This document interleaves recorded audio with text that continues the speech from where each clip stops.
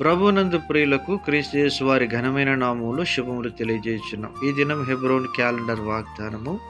కీర్తనీయుడైన యెహోవాకు నేను మొర్రపెట్టగా ఆయన నా శత్రువుల చేతుల నుండి నన్ను రక్షించును. కీర్తనల గ్రంథము 18వ అధ్యాయం 3వ చరణంలో దైవజనుడు దావీదు ఈ మాటలు తెలియజేస్తున్నాడు.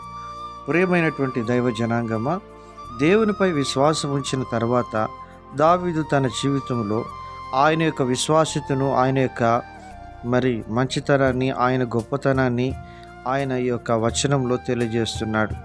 నేను మొర్రపెట్టినప్పుడు నా శత్రువుల చేతుల నుండి నన్ను రక్షించే దేవుడుగా ఆయన నా పక్షంగా ఉన్నాడని దైవజనుడు మాట్లాడుతూ ఉన్నాడు. నా శ్రమలో నేను యెహోవాకు మొర్రపెట్టి తిని, నా దేవునికి ప్రార్థన చేసి తిని, ఆయన తన ఆలయంలో ఆలకించి నా ప్రార్థనను అంగీకరించాడని కీర్తనకారుడు ఈ యొక్క 18వ కీర్తనలో అనేక విషయములను తెలియజేస్తూ ఉన్నాడు. ప్రియమైనటువంటి దేవుని ప్రజలారా, దేవుడు స్తుతి కీర్తనను బట్టి ఆయన పూజ్యుడిగా ఉంటున్నాడు. మన శత్రువు నుండి దేవుడు మనల్ని తప్పించడానికి దేవుడు శక్తిమంతుడు. ఎప్పుడు దేవుడు రక్షించేవాడుగా ఉంటాడు. సామెతల గ్రంథంలో ఈ రీతిగా రాయబడి ఉంటున్నది. ఒకని ప్రవర్తన యెహోవాకు ప్రీతికరమగునప్పుడు ఆయన వాని శత్రువులను సహా వానికి మిత్రులనుగా చేయును అని దేవుని వాక్యము సెలవిస్తుంది. దావీదు తన యొక్క ప్రవర్తనలో ఎంతో ప్రీతికరమైనటువంటి వ్యక్తిగా, దేవునికి అతి సమీపంగా నడుచుకున్న వ్యక్తిగా బైబిల్ గ్రంథంలో మనం చూడగలుగుతున్నాం.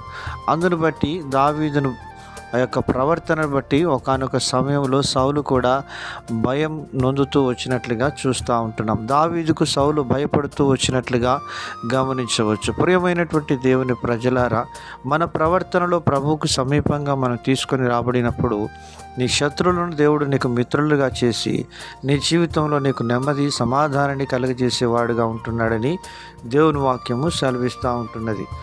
ఈరోజు మనకు శత్రువులు దారిద్ర్యము, కరువు, రోగము, వ్యాధి, బాధ, చింత, విచారము ఇవన్నీ నీకు శత్రువులుగా పరిణమించవచ్చు. అయినప్పటికీ క్రీస్తు యేసునందు విశ్వాసం ఉంచి మనం ముందుకు సాగినప్పుడు దావీదు చూపినటువంటి విశ్వాసము, ఆ ప్రేమ, త్యాగము, సమర్పణ మన జీవితంలో కనపరిచినప్పుడు దావీదుకు చూపిన శాశ్వతమైన కృపను నీకును చూపేదనని ప్రభు వాగ్దానం ఇచ్చినట్లుగా అట్టి వాగ్దానాన్ని మనం స్వతంత్రించుకొని ప్రభువును స్తుతించి ఆరాధించే బద్ధులమై ఉంటున్నామని దేవుని వాక్యము మనకెంతో ఖచ్చితంగా సెలవిస్తున్నది. ప్రియమైనటువంటి దేవుని ప్రజలారా, ఇలాగన దైవజనుడు దావీదు యొక్క జీవితం భావి తరాలకు ఎంతో మాదిరికరం. అలాగన మనము అనుసరించినట్లయినా రాబోయే తరాలకు నిన్ను కూడా దేవుడు ఆశీర్వాదకరంగా చేయబోతున్నాడు. అలాగన ప్రభు మనల్ని అందరినీ దీవించును గాక.